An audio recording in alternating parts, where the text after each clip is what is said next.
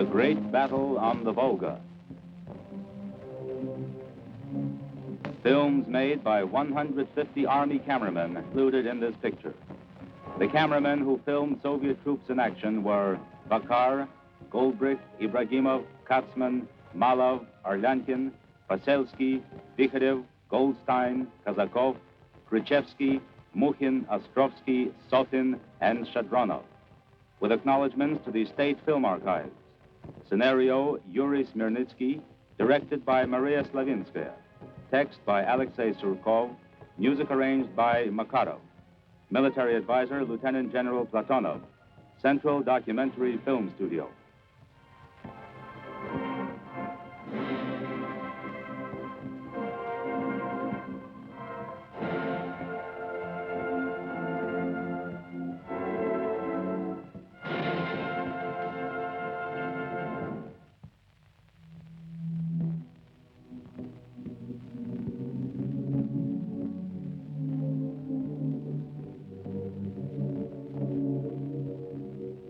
Bow your head, friend. Bow down to this earth that was torn up by shells, mines, bombs. This earth that was once sown with deadly metal.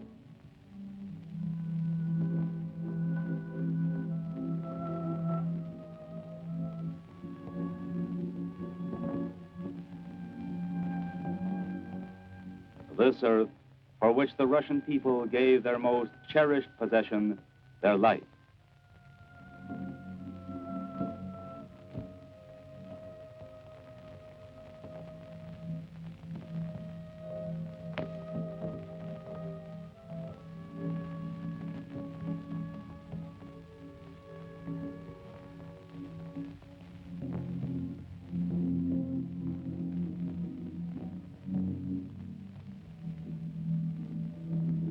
Mamayev Hill.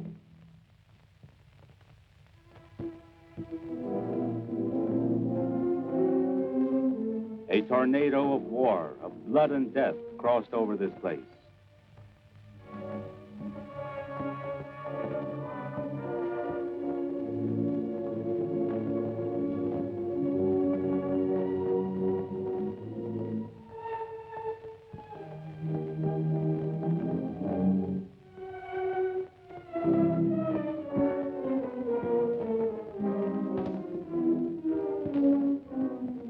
Bare your head, friend, when you step on this earth, which people all over the world now hold sacred.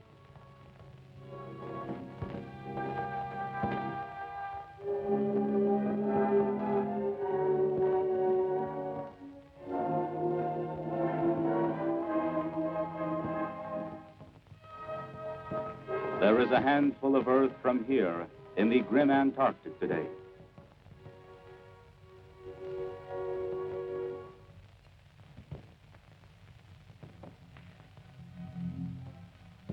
History, the people's memory, recalls to us those unforgettable days.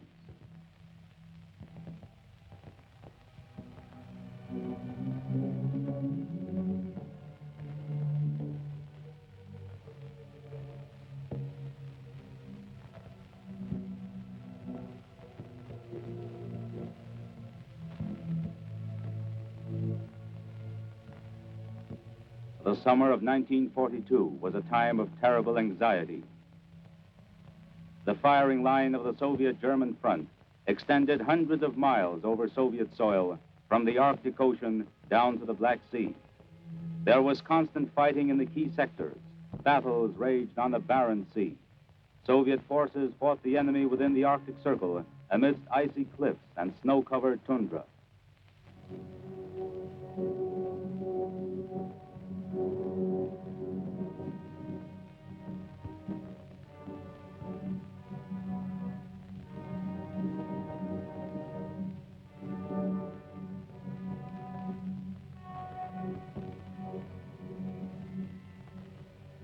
Heroic Leningrad, caught on the iron ring of enemy blockade, repulsed every attack.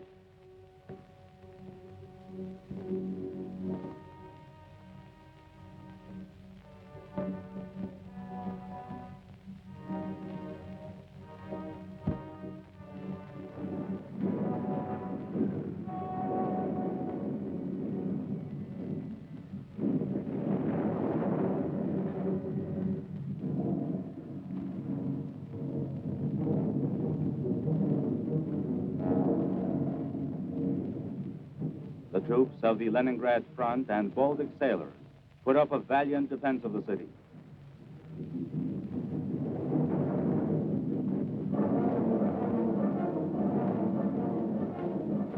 The front crossed through the ancient land of Novgorod. It was there, in the forests of Lake Ilmen, that the Soviet forces wore the enemy out in hard-fought battles.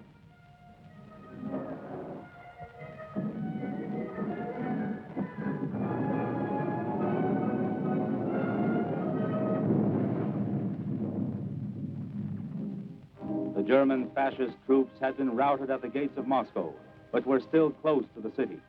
Moscow's streets and squares were alerted.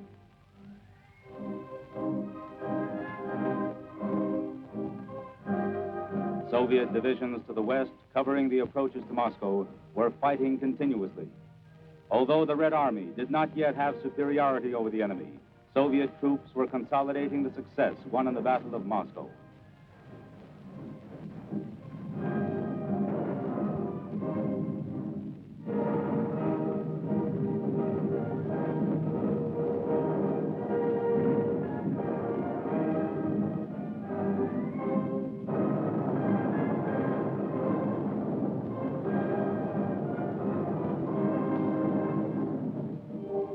Minsk and all of Belorussia was still occupied by the Nazis.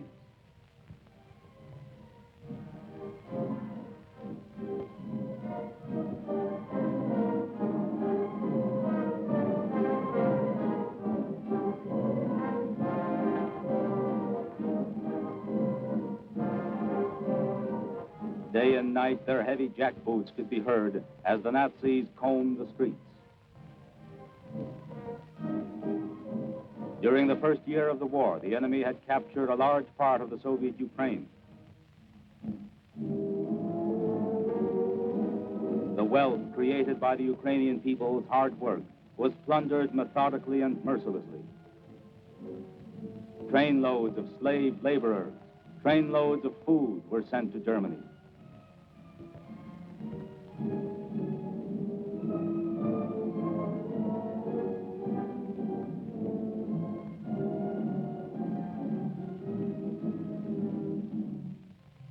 At the extreme southern sector of the front, the besieged hero city of Sevastopol, cut off from the rest of the country, kept on fighting.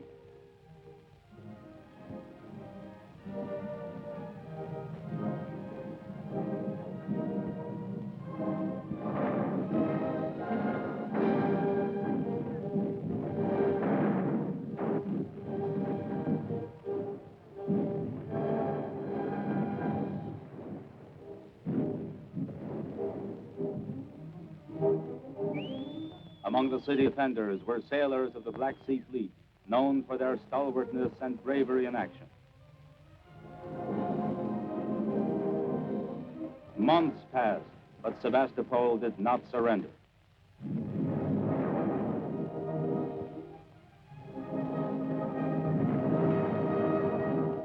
Aside from temporary successes, the first year of war brought the German fascist armies severe defeats at Moscow, Rostov-on-the-Don, and Tikhvin. The blitzkrieg against the Soviet Union had collapsed. A long and drawn-out war was now inevitable.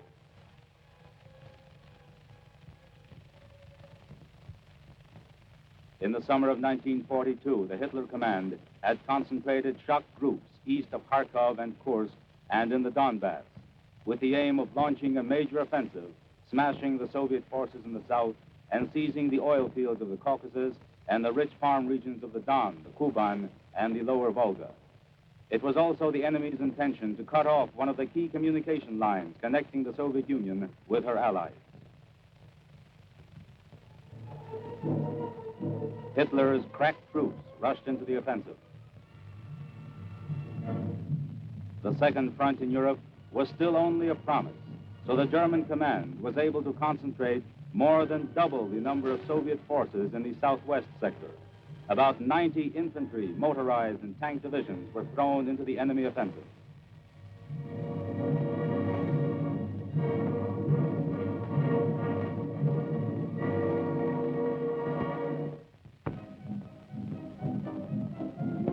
The enemy pressed on towards the Volga and Stalingrad.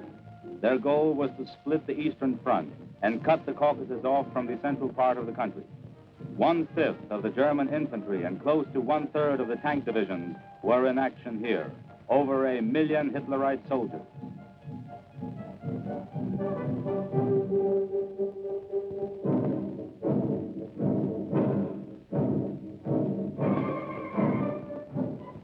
The Fuhrer demanded that his soldiers fight on to victory in the East, and so they marched on and on to their doom.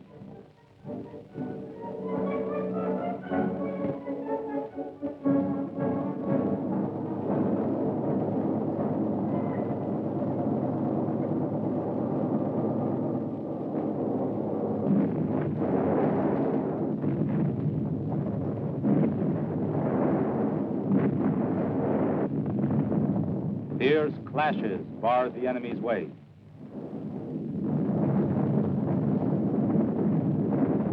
But the German offensive on the southwest sector continued.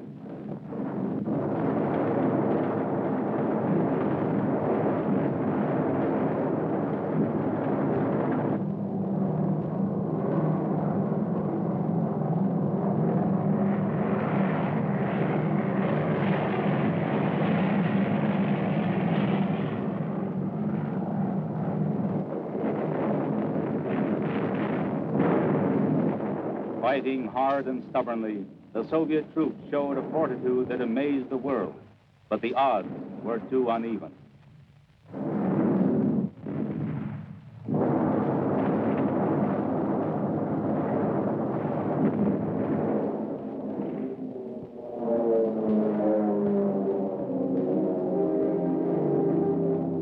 Again, as in 1941, the Soviet people tasted the bitterness of retreat.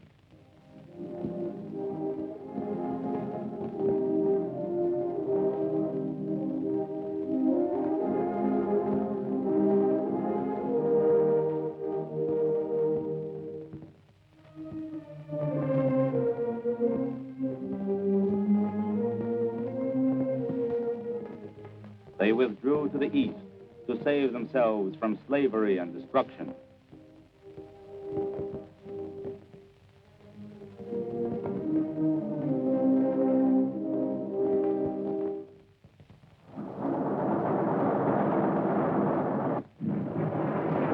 One of the greatest battles of the Second World War began on July 17, 1942.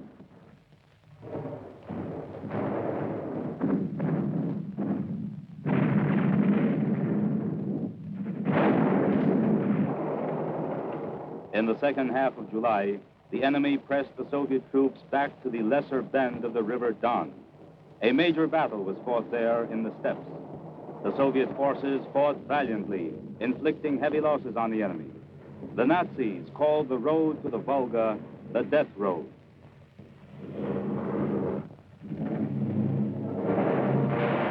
And still, by intensifying the strength of their blows, the enemy reached the Don over a wide front. They crossed the river at many points.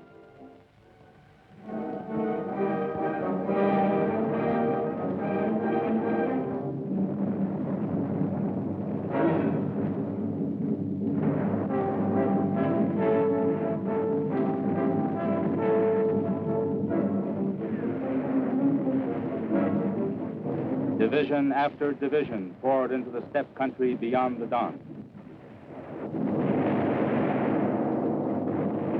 Meantime, the German fascist command on the Caucasian sector sent units from 3 armies against the forces of the southern front. The enemy was in a hurry to capture the grain of the Kuban, and even more important, the Caucasian oil fields. Bomb blasts and the thunder of Nazi tanks shook the Kuban and Don steppes for hundreds of miles around.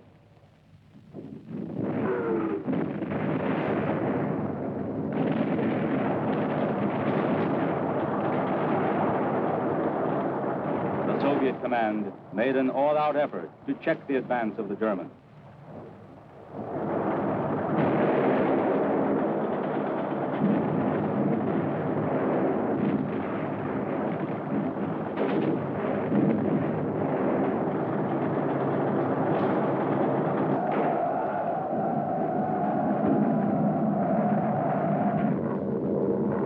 At that time, the enemy still had the advantage in the air. But Soviet airmen were fearless in battle. They gave their troops good support from the air.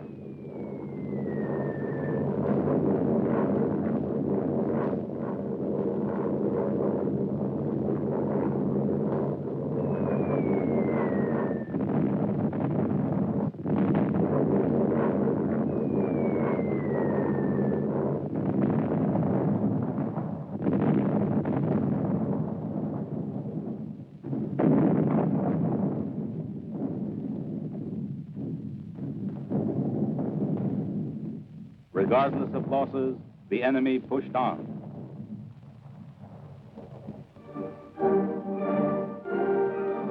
Stalingrad was in mortal danger. The local party committee called civilians and soldiers to the city's defense.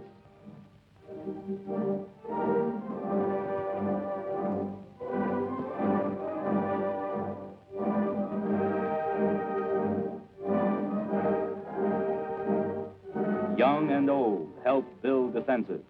Day after day, more than 100,000 Stalingraders worked putting up fortifications on a front 400 kilometers long.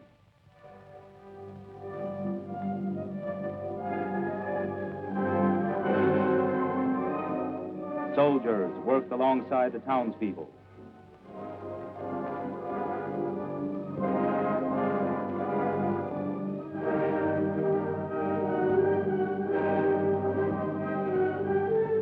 Stalingrad's factories were turned into fortresses.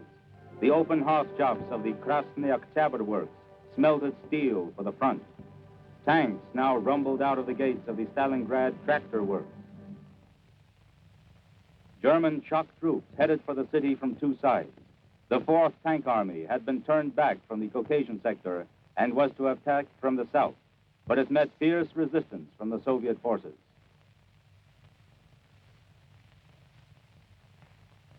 The 6th German Army struck from the west, and after a 3-day battle, effected a partial breakthrough to the Volga near the industrial settlement of Rynok. Fighting broke out at the immediate approaches to the city.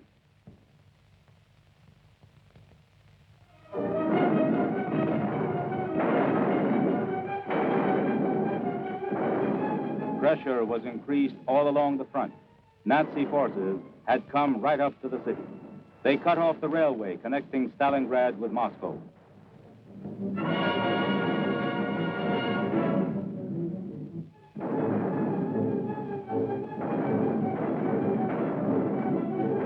The enemy already had streets and buildings under observation.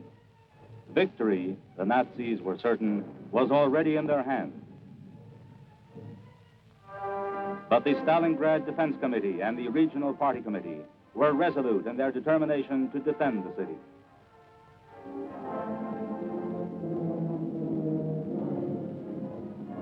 The main role in the defense was played by troops led by General Yeremenko, commander of the front, and military council member Khrushchev.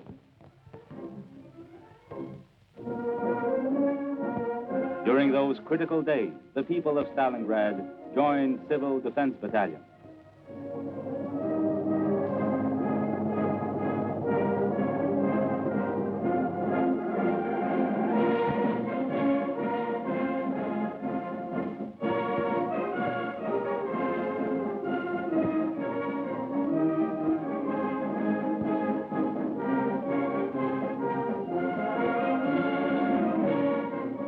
A supreme effort was made to withstand the enemy onslaught.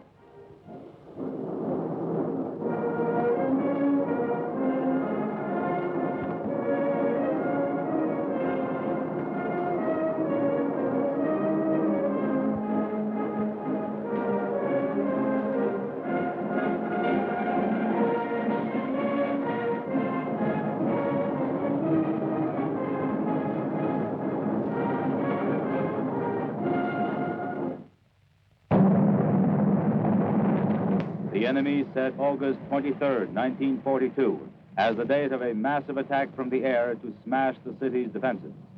Hundreds of planes with black crosses on their wings carried bomb loads to Stalingrad.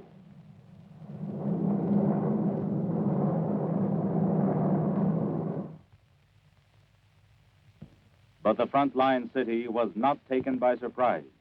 Vigilant watch was kept over the skies above the Volga.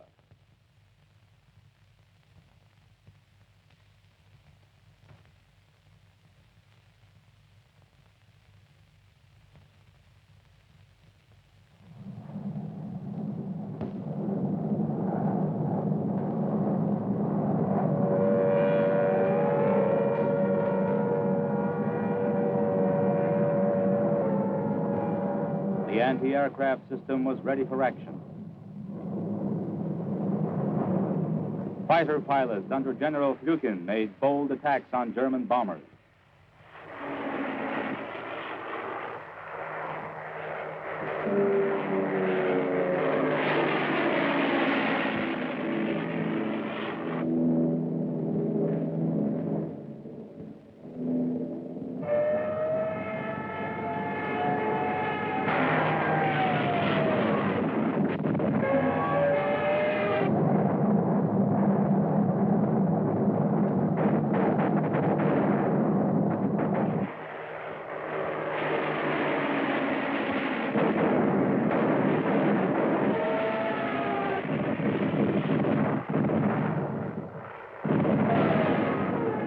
And many a fascist plane failed to carry out its mission.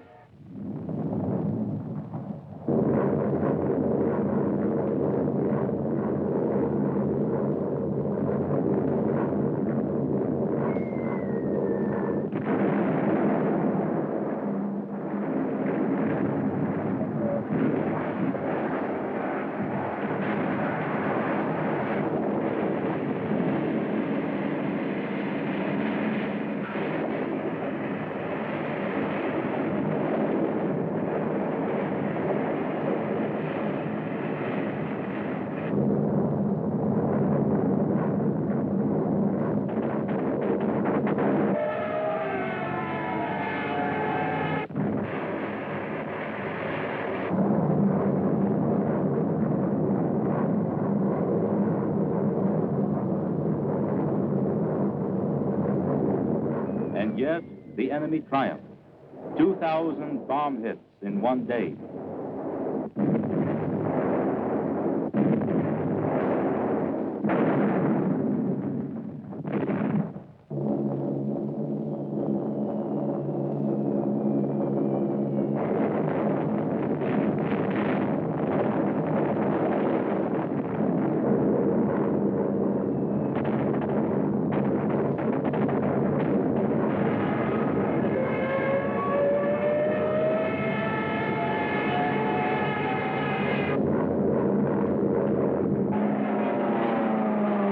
But by the end of the day, the Hitlerites had lost 90 planes.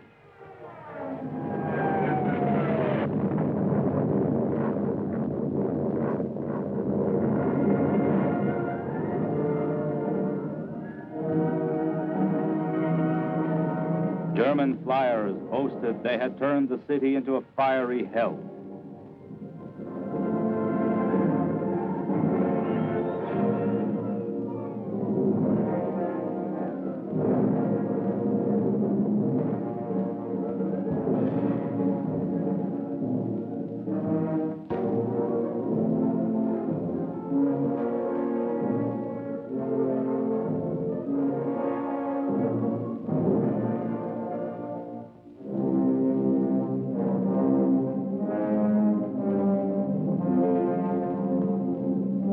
Valor almost beyond human conception was needed to continue fighting after such an air raid. It seemed that not a living soul could have remained amidst these desolate ruins, but that was a mistaken impression.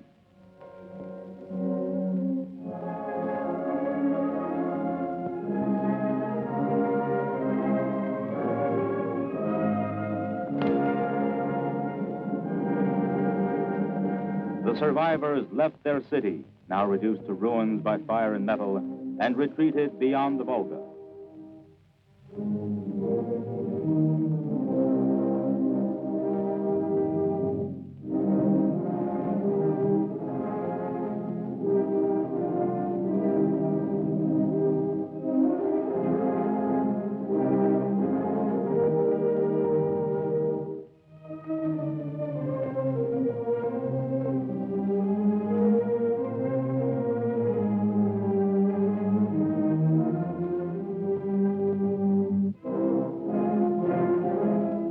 forces, arms, and ammunition arrived in the battle area.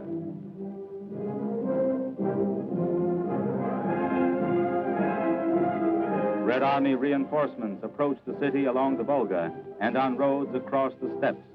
They had been sent to defend the Volga stronghold, and they took up positions on the front line.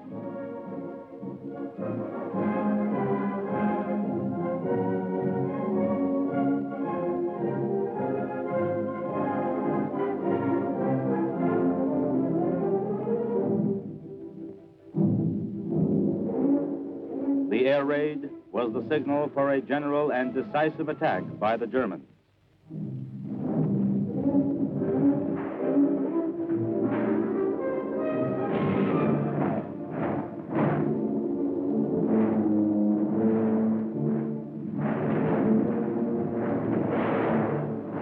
They were in the city and certain of victory.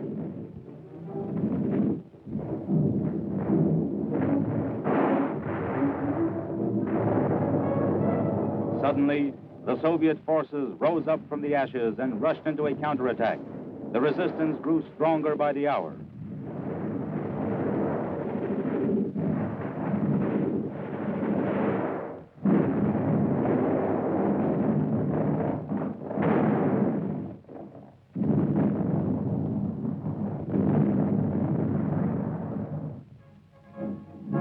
Hitler had congratulated his generals too soon. Too soon had they made lithograph stones boasting that the city on the Volga had fallen. Too soon had they struck this medal in honor of the city's capture.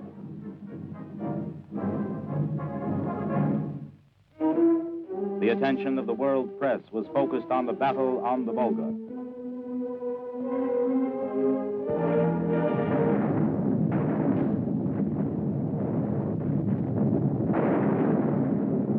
In September, the troops of the Stalingrad and southeastern fronts struck a number of counter-blows that weakened the enemy.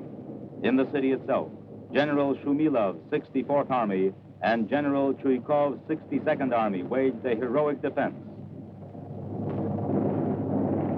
To the north and south of Stalingrad, the armies led by Generals Kuznetsov, Kozlov, Malinovsky, Telbukhin, and Trufanov engaged in bitter fighting.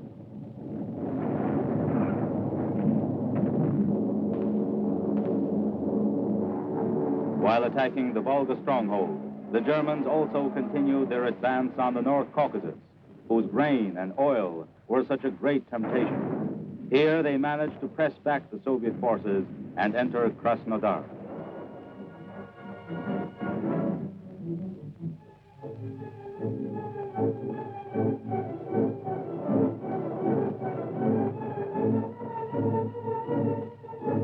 The oil district of Maikop was likewise occupied.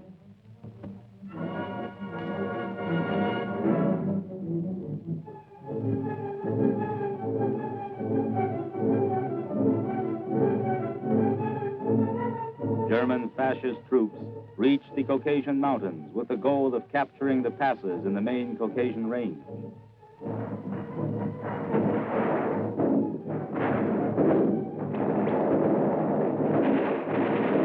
Special service units were sent into action against the German mountain troops.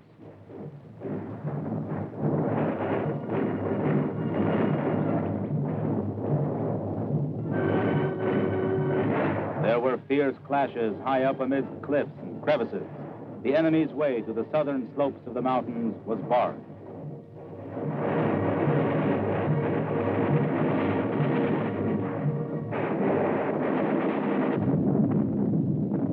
At Stalingrad, too, the German offensive slowed down. They broke into the city, but did not have the strength to take it. Meantime, the Soviet forces continued to build up their defenses. Their raging, burning hatred of the enemy proved stronger than death. The events of these unforgettable days were filmed by Soviet cameramen at the front.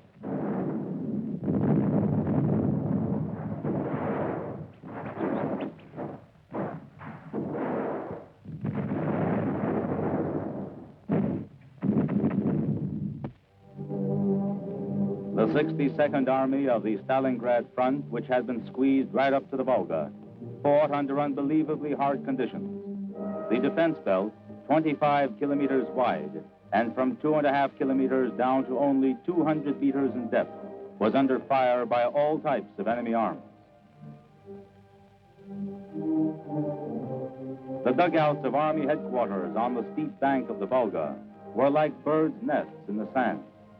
The military council of the Army, headed by General Chuikov, who was in command, guided the defense operations from here.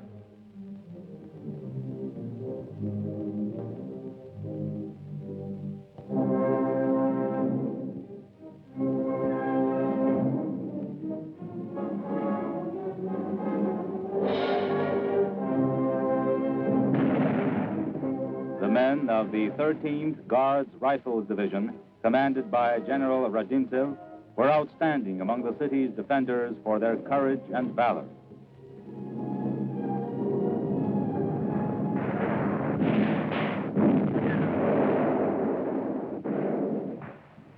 Stubborn fighting with heavy losses now moved into the streets of the city. Fighting continued for every block, every building and floor, and a wall was often the front line.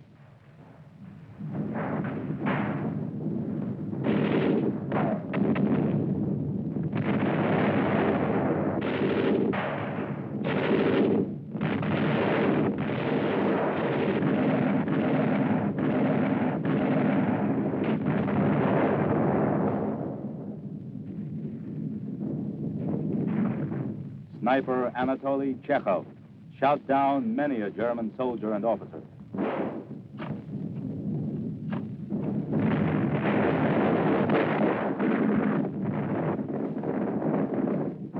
Forced back to a narrow strip along the bank of the Volga by the enemy's superior forces, the men under Gurtsev, Batyuk, Gorokhov, and Guryev fought on with supreme heroism.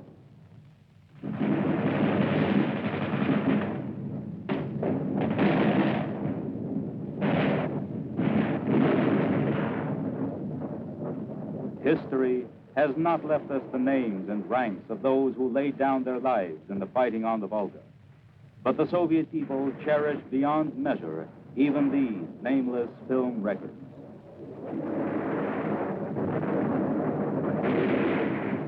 The wounded were taken across the Volga at a terrible risk.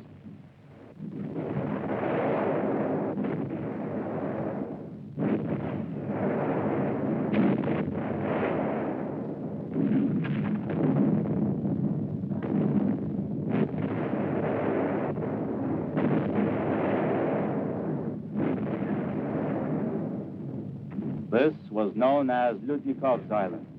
Completely surrounded, it was a pock of resistance which for 70 days fought a defense to the death.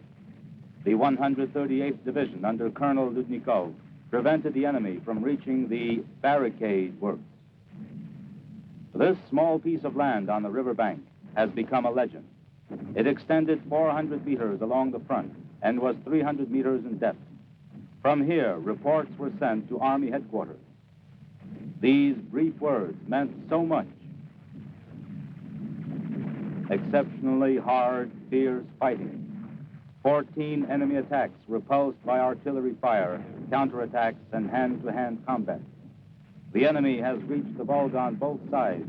They're firing straight through the division's formation. It was impossible to stand up to this, and yet they did it. Not a step back. The party's order came through, and that meant an order from the whole country and the Soviet people.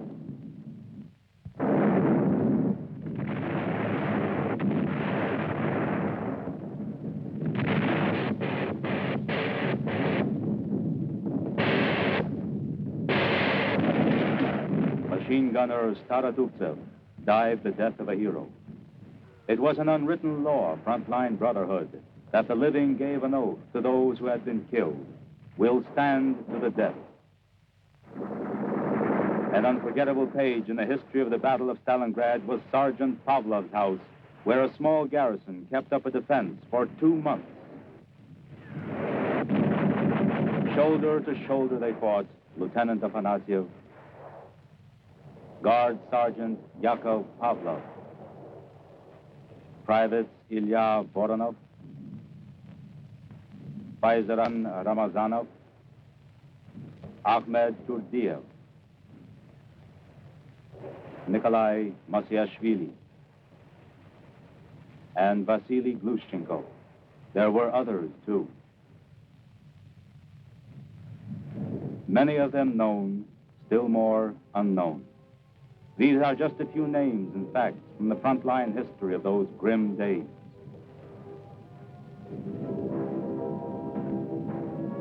Vasily Zaitsev, hero of the Soviet Union, wiped out 300 fascists. A super sniper was brought especially from Berlin to get rid of him, but Zaitsev got him, too.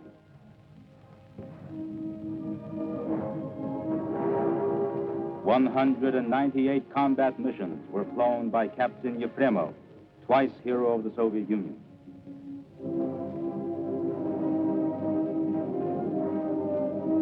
Red Army men Alexei Vashchenko and Nikolai Serdyukov sealed up enemy firing positions with their own bodies. After pouring liquid fuel over himself, Private Mikhail Panikacha hurled himself at a German tank, a living torch, and set it ablaze.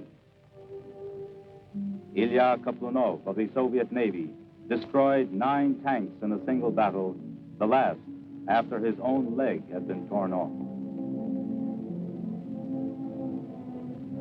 Matvey Putilov of the Signal Corps was mortally wounded, but clenched the ends of the wire between his teeth so that communications continued to function. Captain Ruben Ibarudi, hero of the Soviet Union, son of the splendid daughter of the Spanish people, Dolores Ibarudi, fell the death of the brave along the Volga. Eternal glory to the heroines of the Battle of the Volga, Olga Kovalyova, member of the Communist Party. She smelted steel during the war and then volunteered for the civilian guard. She was killed in the fighting for the Stalingrad tractor works. Another woman to meet a heroic death here was Gulia Karalyova, stretcher bearer, whose name was entered forever as an honorary member of her unit. Natasha Kachuyevskaya, also stretcher bearer. Defending badly wounded men, she waged a single-handed battle and with her last grenade blew herself up together with the attacking Germans. The Soviet people were unshakable in that terrible ordeal. They had faith in the triumph of the socialist system. I want to go into battle a communist. That was how applications for party membership often began, and there were many of them. The most stalwart of all joined the party.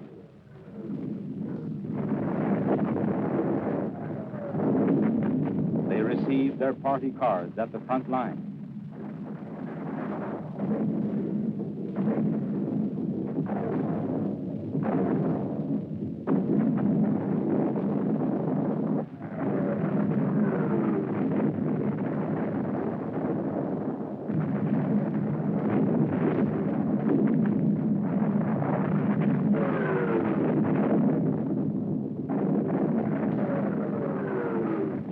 In the Volga River Fleet and Red Navy landing troops fought with the city's defenders.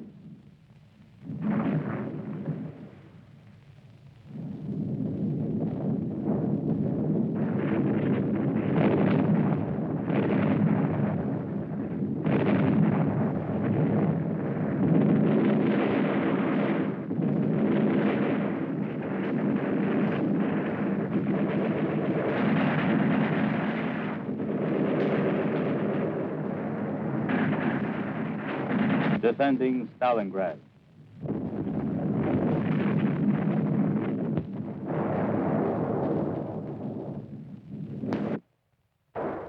The enemy broke in factory district and every shop became the scene of fierce fighting. Here you see the Nazis in action. Look closely. This film was shot by their own cameramen. You see how uncertain and cowardly their movement had become. Death lurked behind every corner.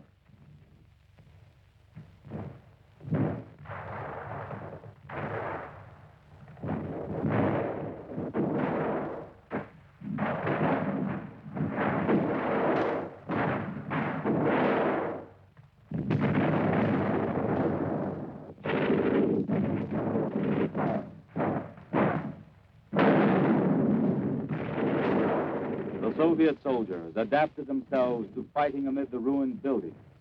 Spurred on by hatred for the enemy, they gave the Germans no rest.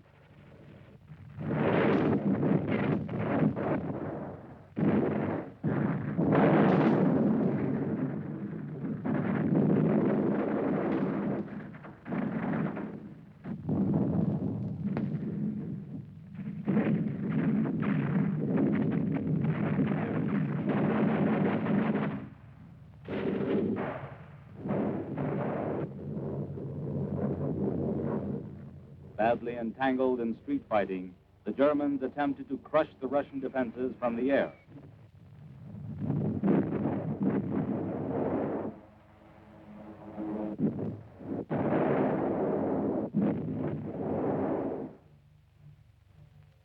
All this time, the city power station was kept working day and night. People took refuge in special bomb shelters, and even 130 direct hits could not put the station out of commission.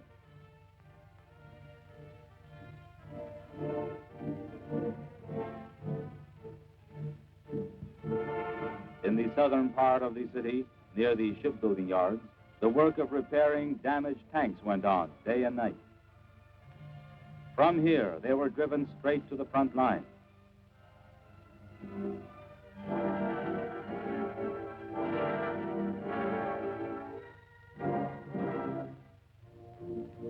In this terrible battle, the defenders of the hero city were not alone.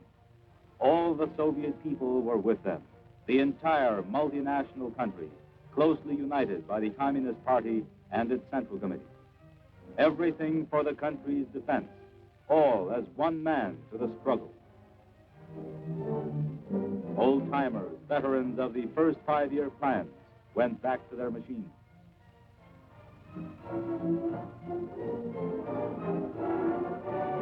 Young boys, little more than children, took the places of their fathers and older brothers who had joined the forces.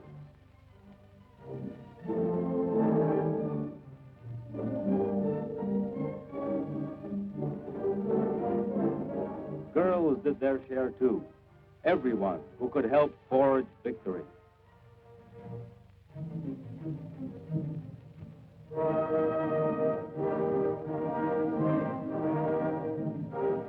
Countless times, the men in the trenches or the enemy rear were grateful to these women.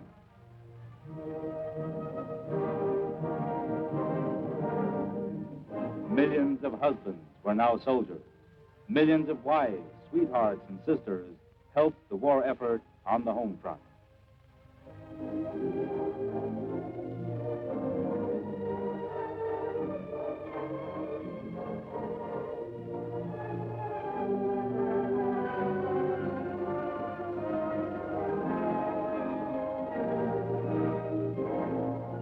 Men who had driven tractors and harvester combines were now driving tanks on the battlefield. It was the women who plowed, planted, and harvested. In the republics of Central Asia, women grew food for the front.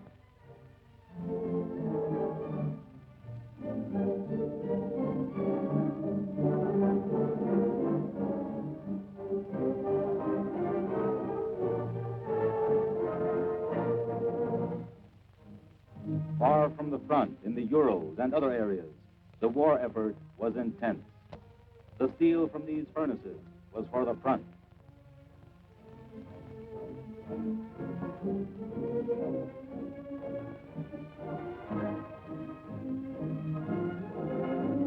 More tanks, more fighting machines of all kinds were urgently needed. More bombers and fighter planes.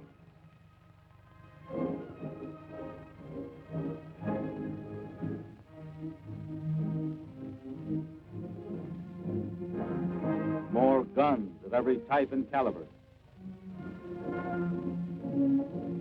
From the country's arsenals, trainloads of arms and equipment were sent westward to the armed forces in a constant stream.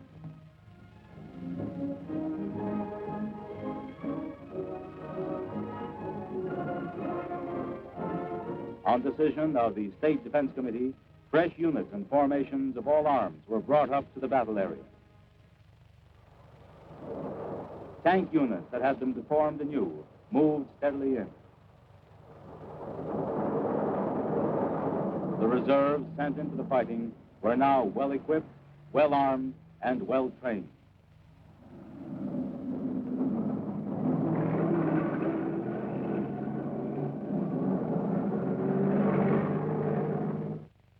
By the beginning of November, the enemy forces had suffered heavy losses and were scattered along the front. The main enemy grouping of 22 divisions were at a disadvantage. The Soviet forces held firmly to their positions on the right bank of the Don, northwest of Stalingrad, and the exits from the Lake District south of the city, and then gripped both flanks of the enemy troops in a pincer movement.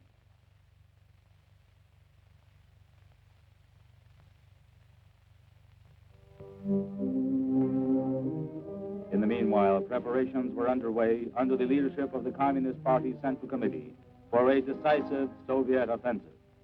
A plan was worked out to smash the German fascist forces at Stalingrad. This tremendous military operation was to be carried out on 3 fronts. The shock troops of the southwestern front were to penetrate the enemy defenses at the junction with the adjacent Don front, and by rapidly advancing to the southeast, reach the River Don in the enemy rear, thus cutting off their retreat to the west. Then the forces of this front were to link up with the Stalingrad front. Shock troops on the Stalingrad front were to break through the enemy defenses south of the city, advance northwest, and link up with the forces of the southwestern front in the area of Kalach. This would cut off retreat to the south and southwest. The troops of the Don front were to strike 2 auxiliary blows, one to the southeast to paralyze the enemy's defense on the right bank of the Don, the second southward along the left bank to cut the Germans off from their grouping on the Volga.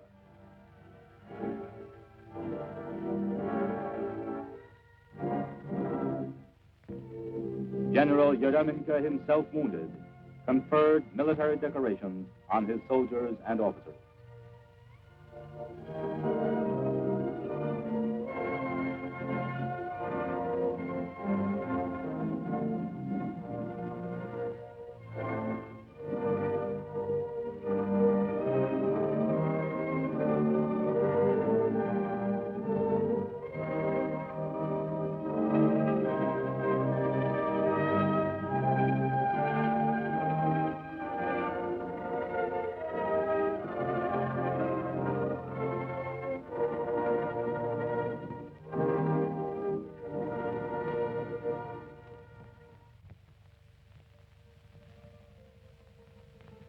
Life went on while the offensive was being prepared. The grim, comfortless life of a soldier.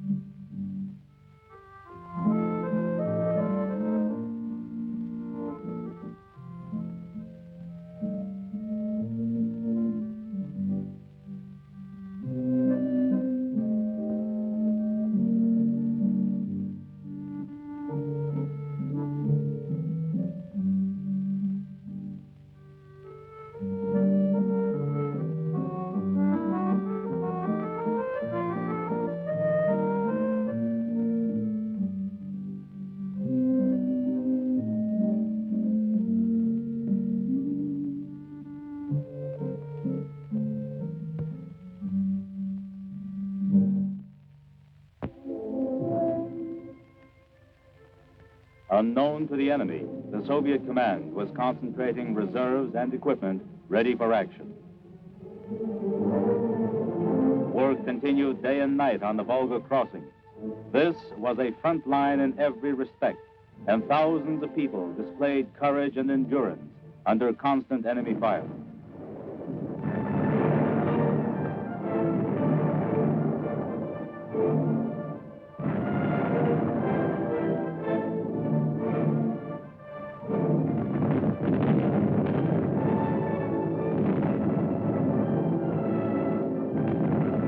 Machines and ammunition were sent across to the right bank on boats and ferries.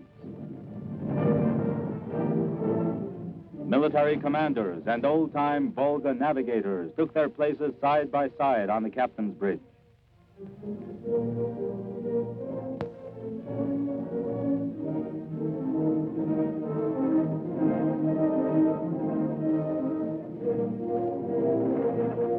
Step by step, with the utmost persistence, sudden death was prepared for the enemy.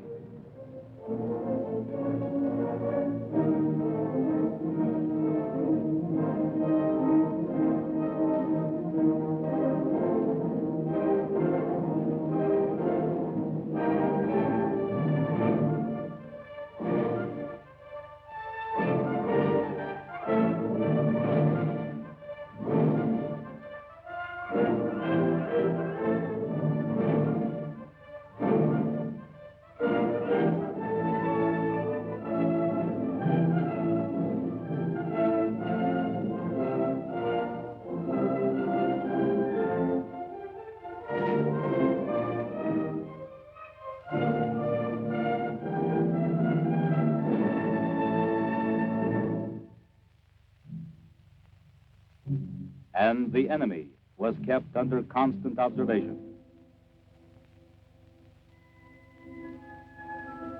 Officers reconnoitered enemy positions from advance observation posts.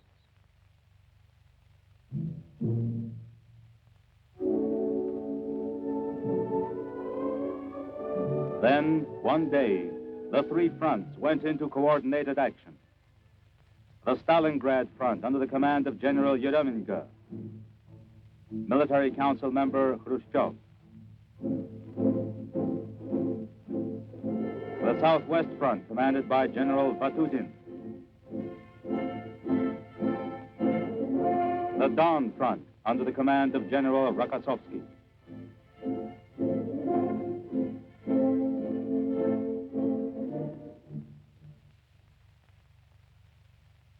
A crushing mass artillery blow was launched on the 19th of November.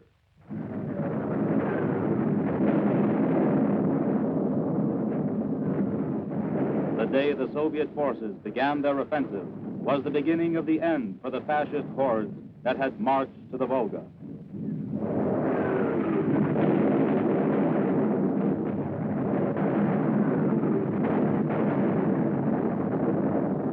An avalanche of fire and metal was poured on the enemy from thousands of guns.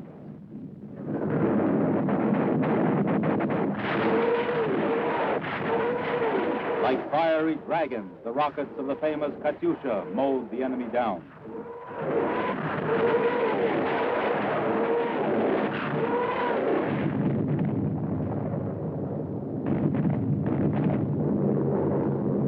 Enemy positions were heavily bombed by flyers in the Air Force armies commanded by Generals Kryukin, Rudenko, and Krasovsky.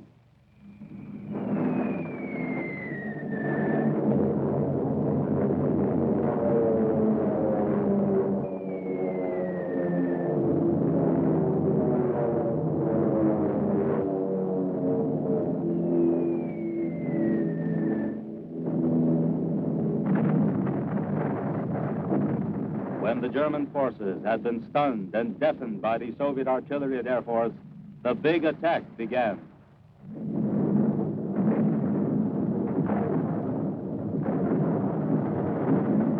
Wide breaches were made in the enemy defenses. Through these, Soviet tanks pushed ahead with the purpose of linking up with the troops of adjacent fronts.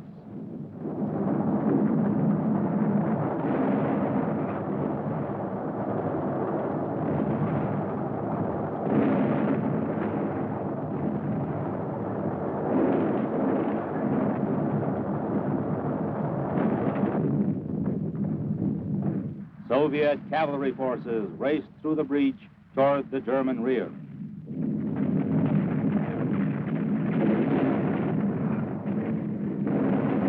After breaking through the enemy defenses, the troops of the Southwestern Front pushed ahead in a vigorous drive to the southeast, bound for the Don River crossing.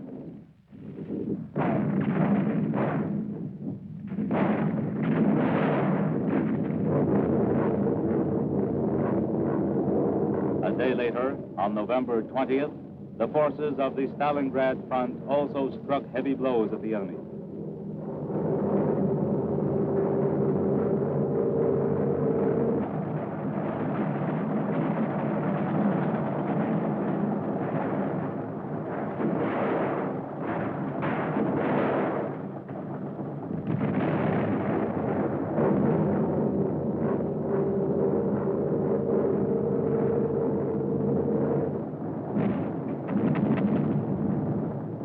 And on the fifth day of the victorious offensive, advanced units of the southwestern and Stalingrad fronts met in the snow-covered steppes near the village of Savetsky.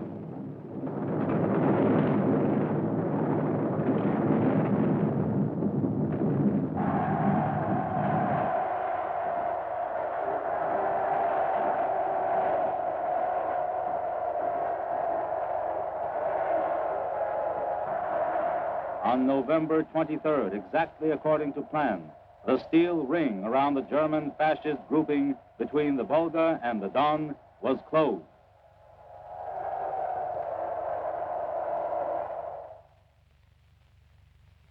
By December, the Nazi forces, surrounded on an area 30 by 40 kilometers, were separated from the remainder of their troops by 100 to 150 kilometers. To relieve their encircled grouping, the Germans now formed a new group of the Don Army under the command of Field Marshal Manstein. It advanced from the Kotelnikovo area in order to join the encircled forces. The enemy onslaught was repulsed by the 51st Army under General Trufanov and General Malinovsky's 2nd Guards Army. The Soviet forces pressed ahead on the Donbass and Rostov sectors, threatening the enemy's entire southern grouping and forcing the Germans to make a hasty retreat from the North Caucasus. The fate of the enemy's surrounded troops was now decided. The Nazi command tried to use transport planes to supply their forces with food and ammunition.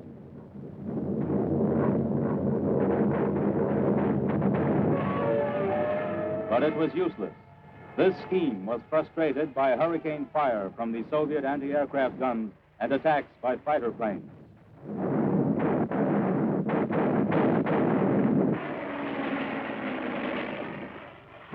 But the encircled enemy continued to resist.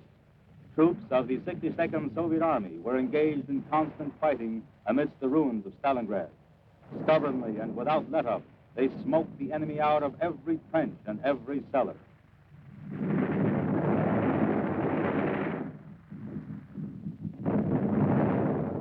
The fighting initiative was now in the hands of the Russians. The end was drawing near.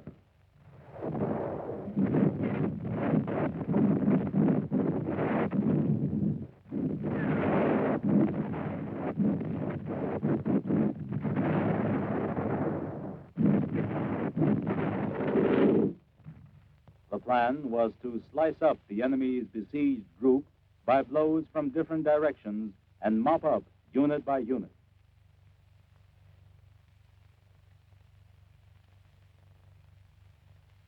The Soviet command, through the headquarters of Artillery Chiefs Marshal Voronov and General Rokossovsky, in a humane move, on January 8, 1943, sent envoys to the enemy troops with an ultimatum to surrender.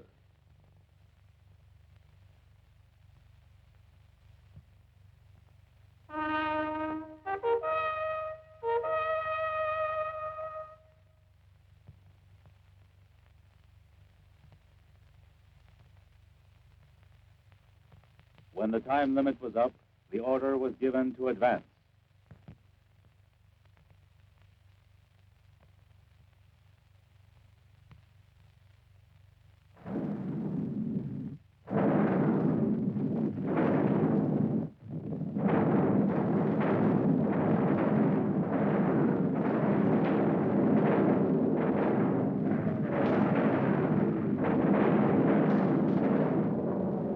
Enemy positions were bombed steadily.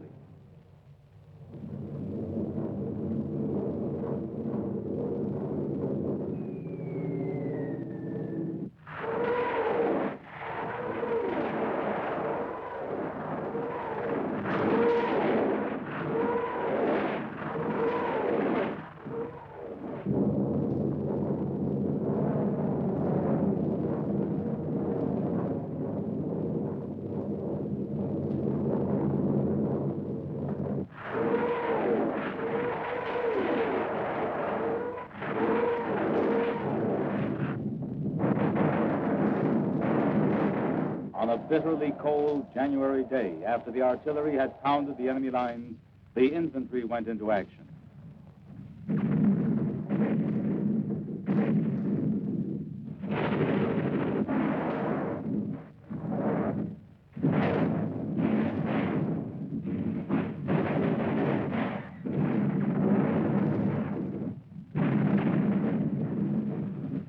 The trapped Nazi forces suffered enormous losses.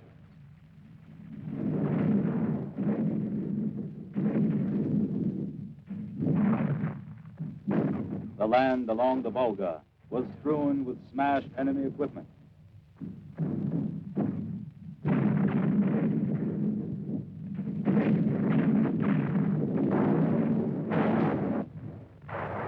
In this final battle, the men in all arms of the service showed true valor and heroism.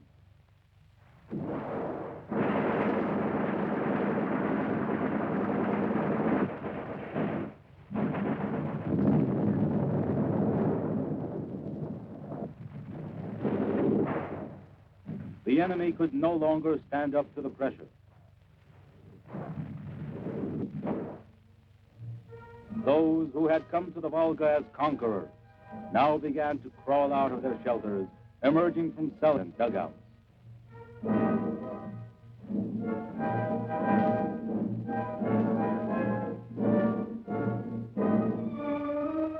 In the meanwhile, units of the Don Front, after smashing the enemy's last defenses, had linked up with the city's defenders.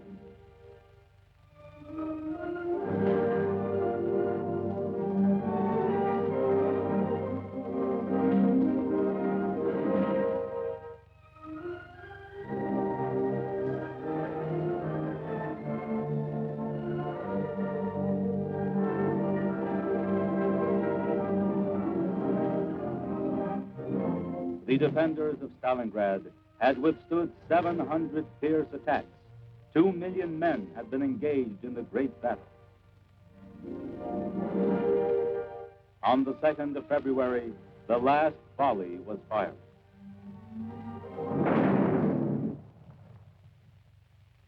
Quiet reigned in the city for the first time in 200 days.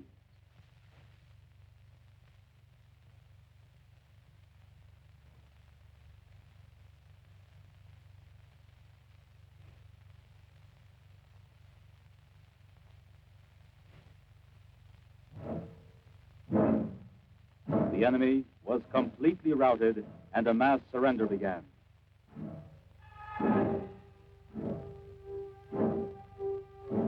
This was the way they stood when Hitler sent them to a criminal war. And this was how they now stood before the Soviet people.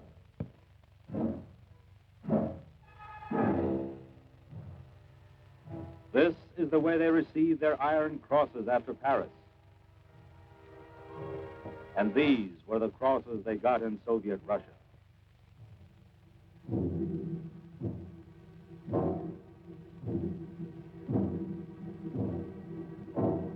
This was how Hitler's crack troops advanced to the east.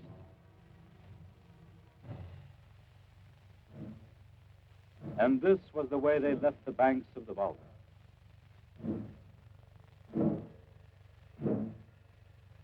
Soldiers gave themselves up.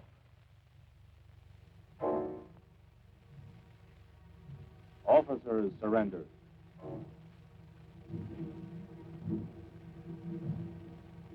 Hitler's arrogant generals, the executors of their Führer's insane plans, surrendered too. The commander of the 6th Army, Field Marshal von Paulus, also surrendered.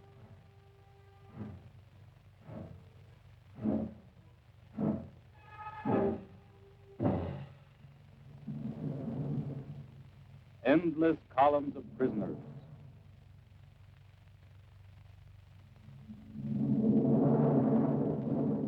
The Soviet forces smashed 5 fascist armies in the fighting between November 19th and February 2nd.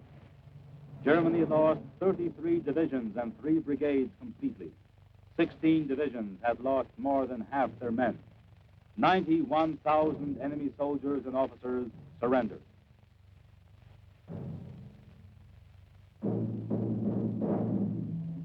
During the last days of the battle, the Nazis left an enormous graveyard of tanks, artillery, planes, motor vehicles, and armored carriers.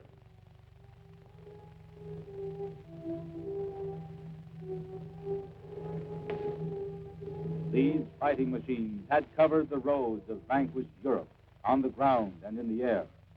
Now, there were heaps of scrap metal lying at the feet of the victors.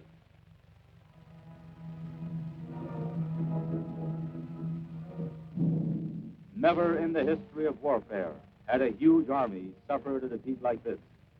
The great battle on the Volga ended in a brilliant victory for the Soviet troops and was the turning point of the Second World War.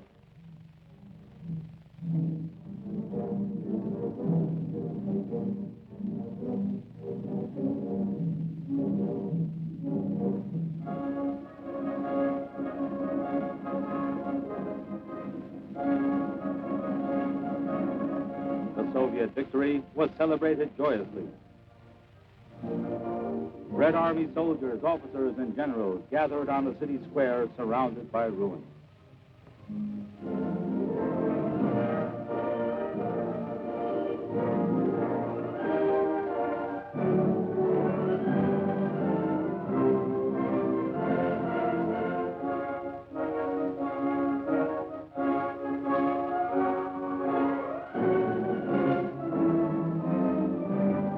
Khrushchev, member of the Political Bureau of the Communist Party's Central Committee, spoke on behalf of the party and all the Soviet people as he congratulated the victors and spurred them on to the final defeat of the enemy.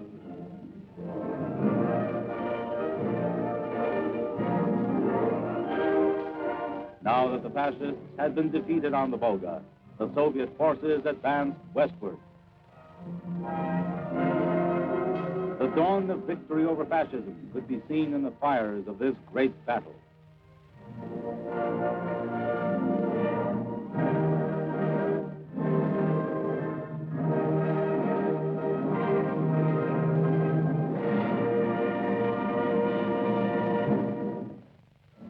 The Volga, the Kursk Bulge, the Dnieper, the Vistula, the Oder. The routed German armies kept on retreating until the inevitable happened. The Soviet army took Berlin.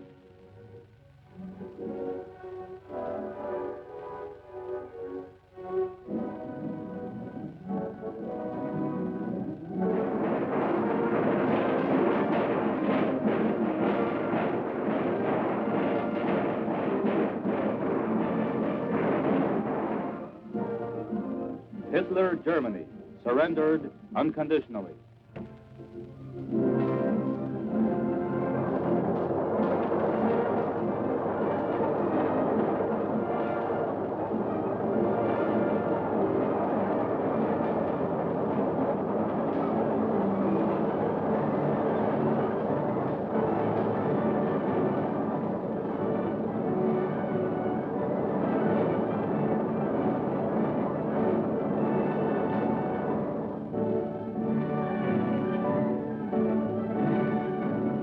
Among the fighting men who stormed Berlin were tank crews that had smashed the Hitlerites on the Volga. These were soldiers who had covered the entire road from the banks of the Russian River to the Elbe.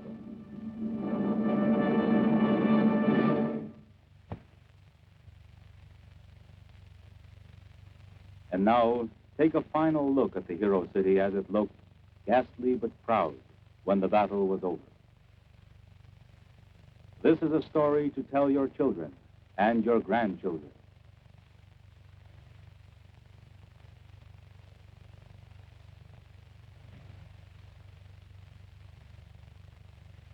The Soviet people had to pay a heavy price for this decisive victory on the Volga.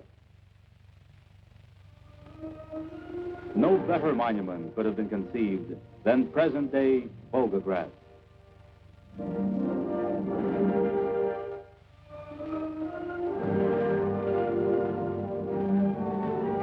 The Soviet people do not bear ill will, but looking at what they have built up, Can you ever forget the ruins and issues of war?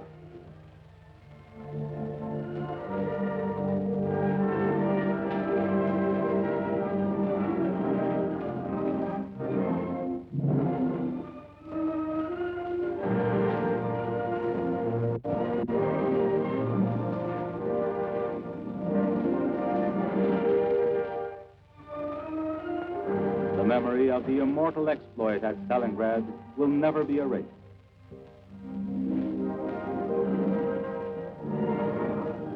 This was an exploit of another kind, an exploit by building workers. They found the ruins of the old tractor plant and gave it.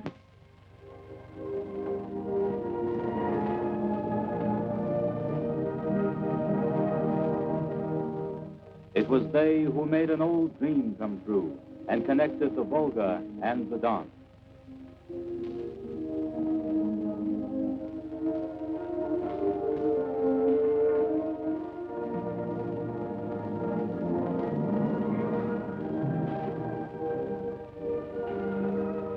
They harnessed the Volga and channeled it into turbines.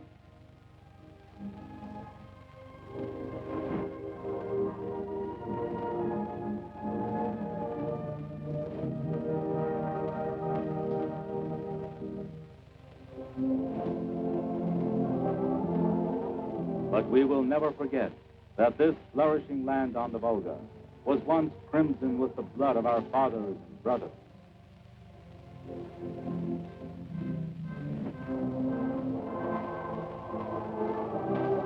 We will never forget.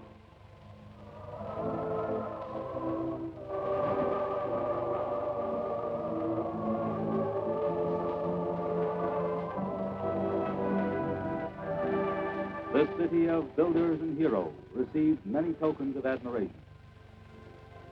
President Roosevelt sent this scroll on behalf of the American people.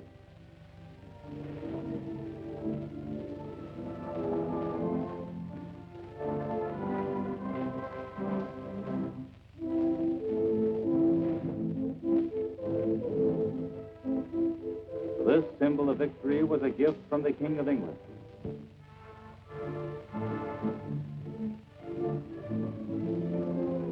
A battle shield was sent by the Emperor of Ethiopia.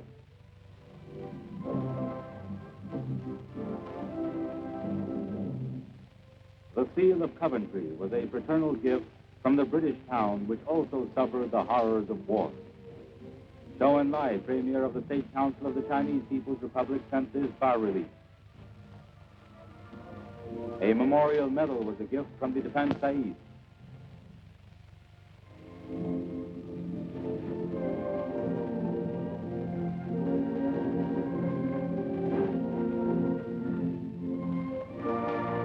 Visitors from all parts of the world bow their heads in memory of the heroes of this battle. A delegation from France.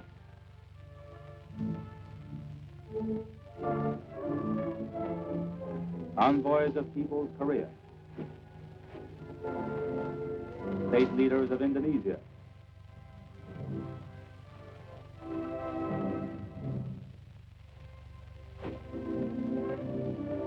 The Federative People's Republic Slavia.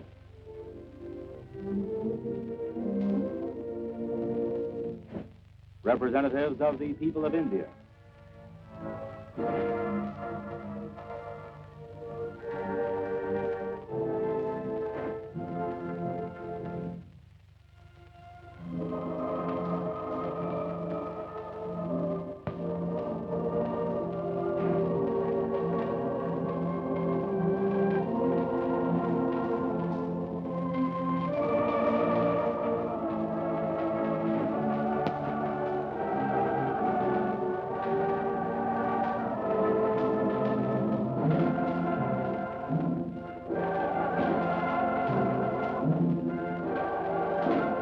Glory to the hero city on the Volga.